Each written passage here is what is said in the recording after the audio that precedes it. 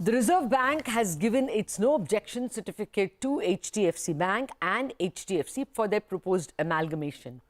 As well, we are getting a bunch of early bird announcements of their June performance or their Q1 performance to get an idea of both the meaning of the RBI nod and the state of business in housing finance and real estate. I have with me the big man himself, Keki Mistry, Managing Director and Vice Chairman of HDFC. Mr. Mistry, first of all, congratulations on getting RBI's approval for the merger. Now, the press releases did not mention what conditions RBI put in while giving the approval. Can you tell us what came with the approval? No, frankly, the conditions are only to the effect that once we become a bank, we will be regulated by the Banking Regulation Act and things like that. So this is not an approval letter. What you must understand that this is a no objection letter. So now what happens is the way the process works is we finally need NCLT approval. To go to NCLT, we need the no objection letter from the stock exchanges, which we have already got. We need the no objection letter from RBI, which we've already got, and we need something from SEBI. So with all of this in place, we will then go to NCLT. Once we go to NCLT, then NCLT will call for the meeting of shareholders and go through the process. The process may take, we are told, anything from 7, 8, 9 months. And then the merger, for practical purposes, gets completed when we finally get the approval from NCLT, and then we have to go to RBI and get the final consent. Okay, so the conditions from RBI will come later with the final consent. Now the next thing is we just have to go to the NCLT for getting the NCLT approval, which is a process. Okay, all right, got that. Yeah, I believe preparations are already on for the NCLT approval. Okay, now let me, I believe you'll have written to CCI also. Yes, those things are already in the public domain. Now let me come to one point about the merger. You know, HDFC also has to keep SLRs, that is government securities, for your public deposits, correct?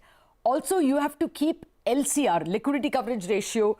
Now, does this make it easier for HDFC Bank to meet SLR requirements after the merger? Lata, the way it used to work in the past is when we used to examine this issue of merger in the earlier years, we always found that the regulatory cost of a merger was very high. And one of the reasons for the regulatory cost also was that we did not have that kind of liquidity in our balance sheet. Okay. Now, if you look at the March 2022 results, which are all in public domain, our average level of liquidity we carried through the year was nearly 46,000 crores. Okay. So we now carry a significantly higher level of liquidity than we used to carry in earlier days. And that is obviously what is going to make it a lot easier at the time of the merger. All right. Now let me shift to this Q1 and June numbers. I wanted to ask you about the demand scenario. There have already been 2 rate hikes from the Reserve Bank, fairly large ones, and it is expected to take the repo rate to 5.5%. Some people say even 6% in this year. Now, is all this already affecting demand?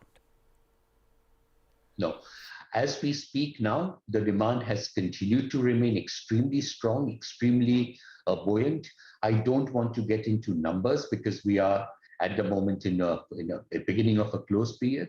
But once the results get declared at the end of the month, you will see that the growth numbers have continued to remain strong. So we've seen very little or virtually no impact of the rise in interest rates as far as disbursements go.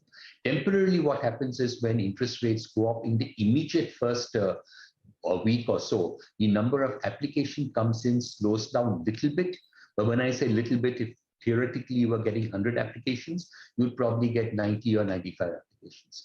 But then within a period of, say, a week or 10 days, things normalize. And that's what we've seen with the rate hikes that have happened recently. Okay.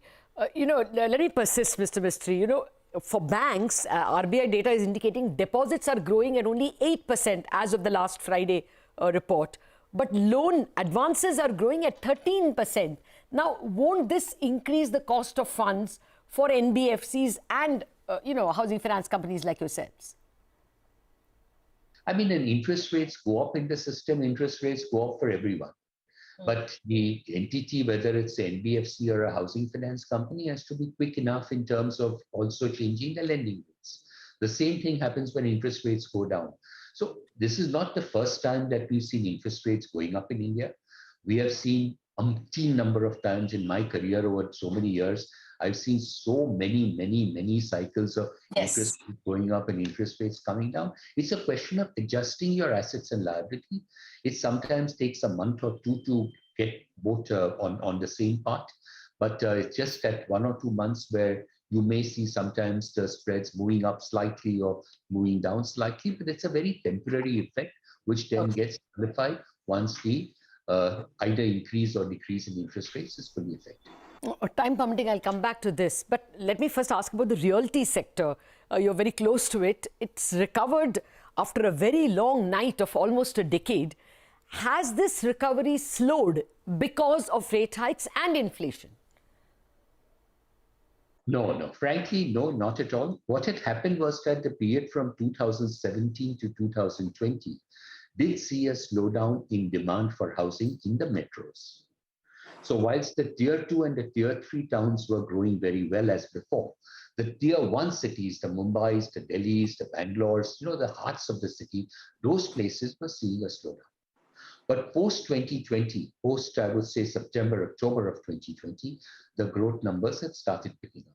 I remember the interview I'd done with you sometime in September of 2020, and I'd mentioned at that time that we are beginning to see a clear indication of a pickup in demand. And I think many things happened. One is people realized that affordability had improved a lot, because in that period of 3 years, property prices did not go up at all, but income levels kept rising. So suddenly people realized that profitability had improved significantly. That was one. Second is the fear that there was oversupply in the market and therefore prices would come down. That fear went away because there were not too many projects that were launched between 2017 and 2020. And thirdly, COVID made it more imperative for people to look for bigger and larger homes. I think the combination of all these factors led to a pickup in demand in the metro. So now we are seeing demand not just from the tier 2, tier 3 towns, we are seeing equally strong demand coming from the metros. No, I got that, Mr. Mistry, but about this demand slowdown, we spoke to Sanjeev Bajaj yesterday, and he said that rates and inflation could be hurting demand. I just want to know if you see any signs at all of demand continuing but slowing. What you must understand here is that a housing loan is a long-term loan. So in the period of 10 years or 15 years that you take a housing loan, interest rates will go up and interest rates will come down. You're never going to have a flat interest rate situation over that period of time like we used to have in the 1980s and 1970s. So people have just got used to the fact, and therefore it really doesn't make so much difference whether at the time when you're taking a loan at that point of time, whether interest rates are high or low. Because even if they are low at some point of time, rates will go higher, and if they are high at some point of time, they will go lower. So people understand that. It doesn't have much demand. But certain products, I'm sure there will be some impact on demand. A house is very different. A house is a basic necessity for a family. You must understand that.